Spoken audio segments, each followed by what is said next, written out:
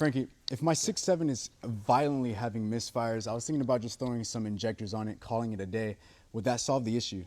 More likely not. You're just going to waste your money if you do that and not actually properly diagnose it. Not that it isn't the issue, but I almost guarantee if it's violently misfiring, it is not going to be the issue. If you don't have the proper equipment to test your cylinders on these 6.7s and just throw injectors, which we see a lot of guys do, you're just going to waste your money. Obviously, what we do before replacing injectors, and you have to have the right tools, we do a compression test on the cylinder, which would tell us if there's an internal issue or if you have injector failure. How often do you see this happening, Frankie? I mean, you just said that like you'll see this happen a lot. A lot of guys would be like, all right, cool, throw some injectors, call it a day.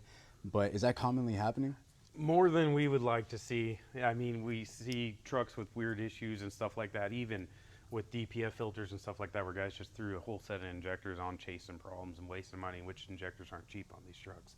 How much is like a injector on like a 6.7? Like, what are you thinking? So there's 8, and each one's around $400, and then that's not including labor to install, which can be up to 6 to 7 hours per side. So this is probably, doing this compression test is going to be a lot more cost effective and actually getting to the root of the problem. A lot more affordable, save you lots of money. Well, if you have a cylinder problem, unfortunately, save you a lot of money to get the problem actually fixed properly. So Frankie, there's a lot of 6.7 owners out there, myself included.